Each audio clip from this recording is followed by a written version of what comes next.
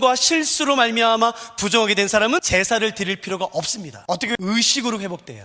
옷을 빨고 저녁까지 기다리는 어떤 의식으로 말미암아 회복이 되게 돼 있어요. 그러니까 율법을 잘 모르면 무조건 회복되는 것은 제사 드려야 돼, 회개돼야 돼 라는 생각하는 것이에요. 그러지 않아요. 다시 한번 정리할게요. 죄로 인해서 부정하게 된 사람은 반드시 제사로만 회복이 됩니다. 그러나 부지 중에 실수, 연약함, 어떤 다른 죄가 아닌 다른 이유로 말미암아 정결에 깨어져서 부정하게 된 사람은 의식으로 회복이 될 수가 있어요. 그래서 원래 상태로 회복시켜 그 정결한 상태에서 거룩한 하나님께 나아가도록 하는 것이 제사의 가장 중요한 목적이에요. 그러므로 제가 질문해 볼게요. 그러므로 제사는 이 자체가 목적인가요? 수단인가요? 이 자체가 목적인가요? 제사를 드리는 것 자체가 목적인가요? 아니요. 제사의 목적은 뭐냐면은 부정하게 된 사람이 제사를 통해 다시 원래 상태로 회복이 되어 거룩한 하나님께 나아가도록 하는 도구일 뿐이에요. 수단일 뿐이에요.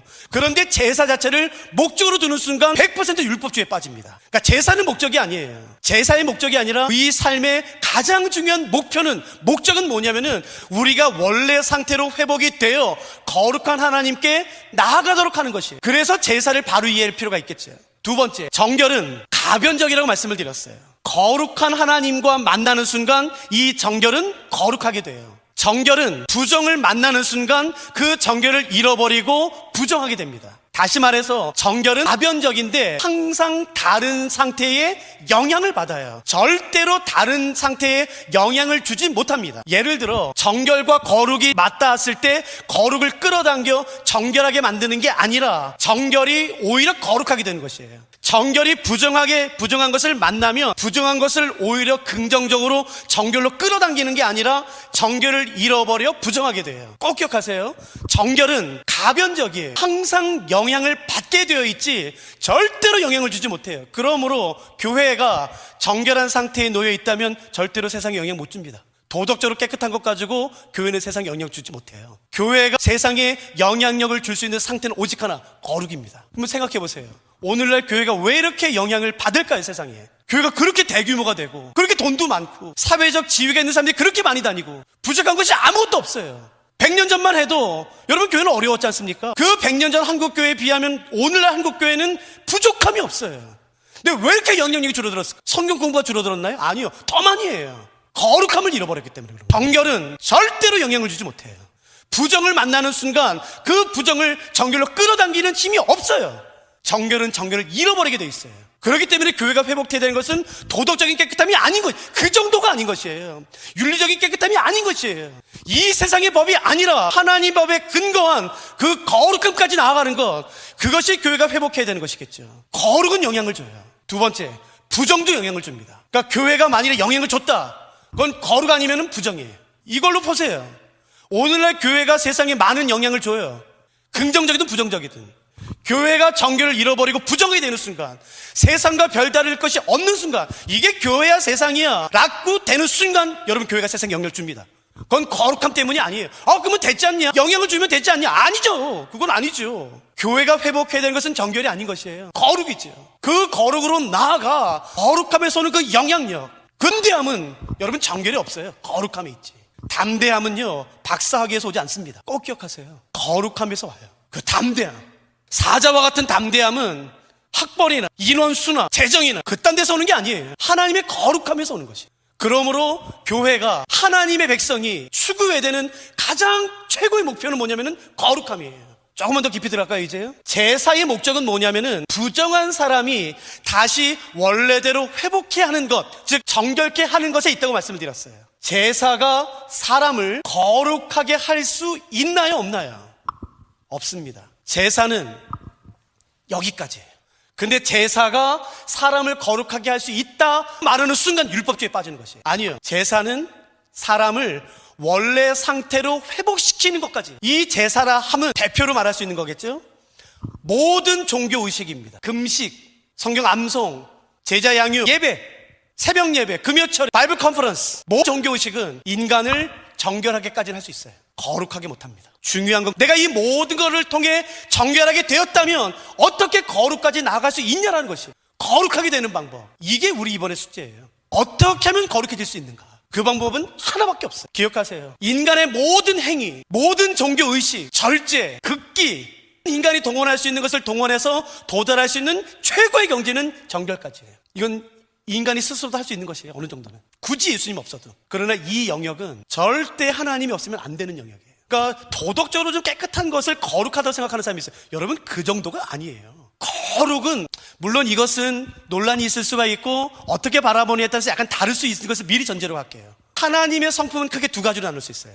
하나님의 성품은 크게 두 가지로. 첫째는 공유적 성품, 다른 하나는 비공유적 성품. 공유적 성품이라는 것은 뭐냐면은 하나님도 가지고 계시고 나도 가지고 있는, 하나님과 내가 서로 공유하는 것, 하나님도 가지고 계시고 사람도 가지고 있는 공유적 성품이라고 말할 수가 있죠. 그건 바로 사랑, 궁유, 온유, 친절, 그런 것이 있을 수가 있죠. 그건 하나님만 가지고 계신 것은 아니에요. 우리도 가지고 있어요. 왜요? 하나님의 형상대로 지음받았기 때문에요. 그러나 비공유적 성품이 있어요. 이것은 인간이 절대로 흉내낼 수 없는 것, 따라갈 수 없는 것, 하나님만이 가지고 계신 고유한 성품, 전능, 전지, 무소부재라는 것은 인간이 절대로 따라갈 수 없는 것이에요. 그러니까 인간은 신이 될 수 없어요. 어느 종에서 말하는 것처럼 그렇게 가능하지 않죠. 비공유적, 하나님만 가지고 계신 것이에요. 이해되셨죠? 자, 그럼 질문이에요. 거룩은 공유일까요? 비공유일까요? 거룩. 사랑은 쉽죠. 사랑은 공유예요. 친절, 긍휼, 자비, 절제, 충성, 그런 것들은 공유죠. 자, 거룩이요. 거룩을 어떻게 정의하느냐에 따라 다른 거예요. 거룩은 비공유예요. 거룩은 하나님만이 가지고 계신 것이에요. 완벽한 의, 어둠이 조금도 섞이지 않은, 죄 자체가 전혀 섞이지 않은 완벽한 의, 그 거룩함은 하나님만이 가지고 계신 것이에요. 인간 중에서도 좀 깨끗한 사람이 있어요. 자기 의가 굉장히 강한 사람이 있어요. 절제가 굉장히 강한 사람이 있어요. 그 정도를 거룩이라고 말하면 안 돼요. 그 정도가 아닌 것이에요. 하나님만이 가지고 계신 그 거룩은 누구도 따라갈 수 없는 완벽한 의에 있는, 그 찬란한 의에 있는, 찬란함에 있는 그 의, 거룩, 그건 하나님만이 가지고 계신 것이에요. 그런데 문제는 뭐냐면은 레위기에서 하나님이 5번이나 이렇게 말씀하시는 것이에요. 내가 거룩하니 너희도 거룩해라. 성경을 아는 사람은 여기서 멘붕 옵니다. 어떻게 우리가 거룩해질 수 있냐는 거예요. 그래, 하나님이 나에게 정결해라. 그건 하나님 내가 할 수 있습니다. 내가 노력해서 할 수 있습니다. 할 수 있어요. 근데 레위기의 명령은 뭐냐면은 내가 거룩하니 너희도 거룩하라는 것이에요. 어떻게 인간 따위가, 시간과 공간에 제한된 인간 따위가 그 생각과 행동과 의도가 더러운, 아니 거룩하고 완벽한 하나님처럼 거룩해질 수 있냐는 것이에요. 불가능한 건 아닙니까? 근데 하나님은 불가능한 것을 우리에게 요구하실까? 내가 거룩하니 너희도 거룩해라. 무려 5번이나. 왜요? 할 수 있기 때문에 그런 것이에요. 어떻게 가능하겠습니까? 어떻게 하면 내가 거룩해질 수 있을까요? 그게 레위기의 가장 중요한 주제입니다. 재밌는 건 뭐냐면은 레위기에서 하나님께서는 그의 백성에게 말씀하시죠. 내가 거룩하니 너희도 거룩해라 라고 무려 5번이나 말씀하시는데, 이제부터 잘 들으세요. 거룩해지는 방법은 아이러니하게도 레위기에 안 나와요. 레위기에 안 나와요. 어디 나오냐면은 출애굽기에 나와요. 이게 뭐야? 성경이 장난하나? 아니, 레위기에 명령하셨으면 레위기에 답을 해야지. 왜 답이 출애굽기 나와? 그래서 제가 이제 두 번째예요. 레위기를 아무리 읽고 공부해도 어렵게 느껴지는 이유는 이것 때문이에요. 레위기와 출애굽기의 관계 때문이에요. 레위기 1장 1절 한번 잠깐 보실까요? 레위기 1장 1절 이렇게 돼 있죠. 여호와께서 회막에서 모세를 부르시고 그에게 말씀하여 이르시되. 한글 성경에 레위기 1장 1절의 첫 번째 단어는 뭐냐면은 여호와께서예요. 혹시 여러분 가운데 펜을 가지고 계신 분이 계시다거나 성경에 뭐 적어 놓으셔도 되는 분이 계시다면 한번 적어 놓어 보시겠어요? 그리고 영상에 계신 분들 지금 빨리 펜을 가져오세요. 히브리어 성경에 의하면 레위기 1장 1절의 첫 번째 단어는 여호와가 아니거든요. 그러니까 저도 이게 좀 너무 아쉬워요. 히브리어 성경은 어느 성경이든지 간에 어느 사본이든지 간에 레위기 1장 1절의 첫 번째 단어는 그 단어예요. 근데 그 단어가 한글 성경에 번역이 안 됐어요. 일부러 뺀 건지 좀 너무 아쉽죠. 그 단어는 바로 뭐냐면은 이 단어입니다. 그리고예요. 그리고. 레위기 1장 1절의 첫 번째 단어는 여호와가 아니라 그리고예요. 그래서 레위기 1장 1절은 이렇게 번역돼야 맞아요. 그리고 여호와께서 회막에서 모세를 부르시고 해요. 그리고 여호와께서. 자, 어떤 책이 그리고로부터 시작된다는 말은 무슨 말일까? 당연히 앞의 책과 연결된다는 뜻이겠죠. 앞의 책은 뭔데요? 출애굽기예요. 다시 볼게요. 레위기를 이해하기 위해 아무리 레위기를 봐도 이해가 되지 않는 이유는 뭐냐면은 레위기는 학원이기 때문에 그래요. 상권이 따로 있어요. 그게 뭐라고요? 출애굽기예요. 그러므로 레위기를 공부하고 싶으세요? 그러면 출애굽기와 같이 보셔야 돼요. 그래야지 레위기를 이해할 수 있어요. 레위기의 많은 개념들의 근원도 출애굽기에 있어요. 예를 들어 레위기 8장에 보시면 이 땅에서 최초로 제사장 위임식이 걸려져요. 여러분, 담임 목사를 청빙해서 위임식을 할 때는 그 절차가 굉장히 중요하죠. 그 교단의 어른들을 모시고 합법적인 법적인 절차를 따르고 정규적인 절차를 따를 뿐만 아니라 반드시 해야 되는 몇 가지 절차들이 있어요. 선언이 있죠. 이 땅에서 최초로 제사장을 위임해요. 그게 레위기 8장이에요. 근데 거기에는 마치 이미 절차가 있는 것처럼 절차대로 착착착착착 돼요. 레위기 어디를 봐도 제사장 위임식에 대한 절차는 없어요. 그 절차는 어디 있는지 아세요? 출애굽기 29장에 있습니다. 그러니까 출애굽기의 레위기의 관계를 이해하는 것이 레위기를 이해하는데 굉장히 중요한 도움이 돼요. 다시 말씀드리지만, 그러므로 레위기를 이해하고 싶으세요? 절대로 레위기만 보시면 안 됩니다. 출애굽기부터 같이 보셔야 돼요. 그래서 제가 출애굽기와 레위기의 관계를 조금만 더 설명을 드리도록 할게요. 한번 보실까요? 출애굽기는 1장부터 40장까지 되어 있는데 여러 가지 사건이 있죠. 출애굽기 가장 큰 오해는 뭐냐면 제목이에요. 출애굽기의 가장 큰 오해를 불러일으키는 이유는 제목. 출애굽기. 그렇기 때문에 출애굽기 1장부터 40장까지 수많은 사건이 언급되지만 가장 중요한 사건을 우리는 출애굽이라고 생각해요. 근데 그러진 않아요. 출애굽기 안에는 여러 가지 사건이 나오지만 출애굽은 그 중에 한 가지 사건일 뿐이죠. 출애굽기에서 가장 중요한 사건 중에 하나는 뭐냐면은 출애굽기 9장부터 24장에 언급되어 있는 하나님과 이스라엘이 맺은 언약이에요. 그 시내산 언약이 출애굽기의 핵심 중의 핵심입니다. 이 언약을 어떻게 이해하느냐, 이것이 굉장히 중요하죠. 언약, 하나님이 이스라엘 백성들, 그의 백성에게 새끼손가락 거는 약속 정도로 생각하시면 안 돼요. 그 정도가 아니에요. 이 언약을 커버넌트라고 말하고 히브리어로는 브리스라고 말하거든요. 도대체 이 브리스, 이 언약을 어떻게 이해하는 게 가장 성경적이고 가장 건강하고 바른 이해 어렵지 않아요. 누구 신학자의 말을 빌릴 필요가 전혀 없어요. 왜냐하면 하나님께서 성경 안에서, 특별히 구약성경 39권 가운데 17권이 선지서인데, 이 선지서에서 하나님께서 이 언약을 회상하실 때마다 이렇게 말씀하세요. 하나님께서 이 17권의 선지서에서 이 언약을 회상하실 때마다 반드시 말씀하시는 어떠한 단어가 있어요. 그 단어를 보면 하나님께서는 이 언약을 이렇게 생각하시는구나 라고 우리가 금방 알 수가 있죠. 하나님 이렇게 말씀하세요. 선지서에서 니네 기억나냐? 내가 너희 조상들의 손을 잡고 애굽 땅에서 인도하여 내던 날에 맺은, 광야에서 맺은 우리 신혼의 사랑 기억나냐? 라고 말씀하세요. 그러므로 하나님께서는 이 언약을 어떻게 생각하시냐면요, 그냥 새끼손가락 걸고 약속해주는 정도가 아니라 결혼으로 생각하시는 것이에요. 이것이 가장 건강하고 안전한 것입니다. 그래서 대부분의 선지자들은 이 하나님과 이스라엘이 맺은 언약을 어떻게 이해된? 결혼관계로 이해됐어요. 하나님이 신랑, 이스라엘 백성들이 신부. 가장 대표적인 게 호세아죠. 그러니까 이 결혼으로 이해하는 것이 가장 중요해요. 그러니까 하나님은 이스라엘 백성들을 애굽에서 건져내시자마자 시내산으로 데리고 오세요. 출애굽기 19장부터 24장에 하나님께서 이스라엘 백성들을 시내산으로 데리고 오셔서 하나님이 여기 강림하시죠. 그리고 여기 이스라엘이 모여 있어요. 그래서 하나님과 이스라엘이 언약을 맺습니다. 이 언약은 결혼이라고 말씀드렸어요. 제가 질문할게요. 좀 더 깊이 들어가 볼게요. 그러면 이때가 출애굽기 19장부터 24장에서 하나님이 시내산에 친히 강림하셔서 이스라엘과 맺은 그 언약이 결혼이라면, 결혼하기 전에, 결혼한 후에, 결혼한 전에, 물론 하나님은 이스라엘 백성들을 아셨죠. 축복하셨죠. 결혼하기 전에 이 남자 저 여자 만나는 것, 이스라엘 백성들이 다른 신을 섬기는 것, 그건 죄일까요? 아니, 시내산에서 언약을 맺기 전에 이스라엘 백성들이 우상 숭배하는 것, 다시 말해서 결혼하기 전에 이 남자 저 여자 만나는 것은, 결혼하기 전에 이 남자 저 여자 만나는 것은 죄예요? 아니에요? 그것까지 죄라고 말하면 그렇죠. 그러나 결혼한 다음에는요, 그거는 안 돼요. 그러면 보세요. 결혼하기 전에, 언약 맺기 전에 우상 숭배가 죄냐는 거예요. 잘 들으세요. 죄이긴 하지만 하나님께서 이스라엘 백성들을 책망하실 법적인 근거가 없어요. 그래서 창세기부터 출애굽기 18장까지 보시면 항상 하나님이 말씀하시는 것은 일반적인 죄예요. 일반적인 살인, 음란함, 욕심, 그런 일반적인 죄. 그러나 언약을 맺은 다음에 이때 이후로 말라기까지 항상 하나님께서 그의 백성에게 말씀하시는 죄는 항상 우상 숭배예요. 왜요? 결혼했으니까. 제가 좀만 깊이 들어갈게요. 자, 하나님이 이스라엘과 언약을 맺었어요. 결혼했어요. 저는 이제는 않았지만 제가 제 결혼한 제 아내에게 제가 이렇게 말하면 진짜 못된 놈이죠? 그러니까 제가 제 결혼한 제 아내에게 이렇게 말하면, 여보 이제 당신 나랑 결혼했으니까 나만 사랑해, 나만 밥해줘, 다른 남자 쳐다보지 마, 옆집 남자 사랑하지 말고 나만 사랑해 라고 말한다면 제가 진짜 나쁜 놈이죠. 그래요? 여러분, 하나님이 그의 결혼한 그의 백성 이스라엘에게 이제 너희가 나랑 결혼했으니까 나만 사랑해, 나만 바라봐 라고 말하는 게, 여러분 그게 꼰대 짓인, 그게 독단적이고 굉장히 못된 짓인, 독선적인 건가요? 그렇지 않아요. 만일 제가 제 아내에게 여보 이제 결혼했으니까 나만 사랑해줘 라고 말하자 저희 옆집에 아줌마가 오셔서, 아이고 당신 남편이 그렇게 말했다며? 요즘에 어떤 시대인데 그런 남자가 다 있어. 간도 말했다면 여러분 누구 편 드실 거예요? 편이에요, 아줌마 편이에요?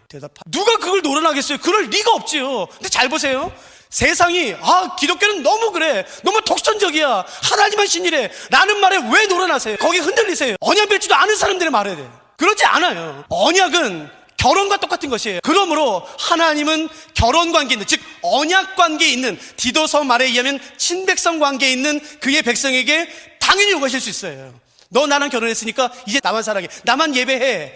하나님은 권리를 가지세요. 그러므로 이스라엘은 의무를 갖습니다. 왜요? 언약 맺었으니까, 결혼했으니까. 잘 들으세요. 그것만 있는 게 아니에요. 제가 제 아내, 결혼한 제 아내에게 이제 당신 나만 사랑해, 다른 남자 쳐다보지 말고 나만 사랑해 라고 말할 수 있다면, 이것도 대답해 보세요. 제 아내도 저에게 그러면 당신도 나 사랑하세요, 다른 여자 쳐다보지 마세요, 다른 여자 사랑하지 마세요, 나만 사랑해 주세요 라고 말할 수 있는 권리가 있나요, 없나요? 있지요. 그게 언약이에요. 근데 우린 자꾸 언약을 맺었다면은 하나님만 권리를 가지시고 우리는 의무만 가져 라는 오해를 가져요. 그러지 않습니다. 언약은 쌍방이에요. 그래서 하나님이 권리를 가지세요. 그렇기 때문에 우리도 의무를 가지지만 동시에 우리도 하나님에게 권리를 갖습니다. 그러면 하나님 나 축복해 주세요, 나 보호해 주세요, 내가 당신의 백성이니까, 내가 당신을 사랑할 테니까, 당신만 의지할 테니까 나 보호해 주세요 라고 말할 수 있는 권리가 있어요. 그래서 하나님도 의무가 있습니다. 그게 중보기도예요. 중보기도라는 것은 하나님의 감정에 호소하는 게 아니에요. 그런 건 정말 웃긴 기도죠.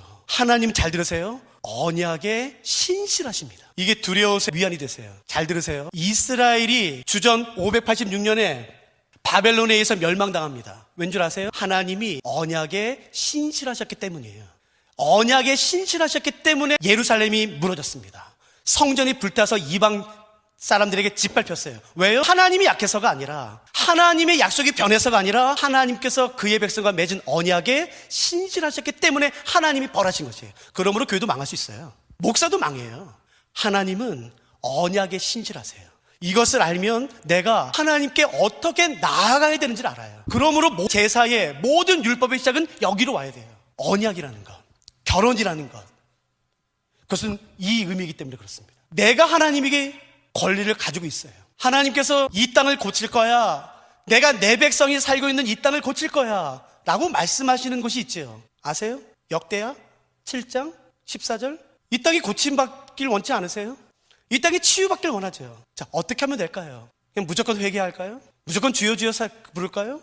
어떻게 하면 될까요? 하나님 말씀하셨어요. 내 이름으로 일컫는 내 백성이, 첫째, 악한 길에서 떠나 스스로 겸비하여 내 얼굴을 구하면이에요. 악한 길에서 떠나지 않고 여전히 악한 길에 있으면서 도와달라고 절대 하나님 안 움직이십니다. 악한 길에서 떠나 스스로 겸비하여, 이 겸비는 우리가 좀 공부할 필요가 있죠.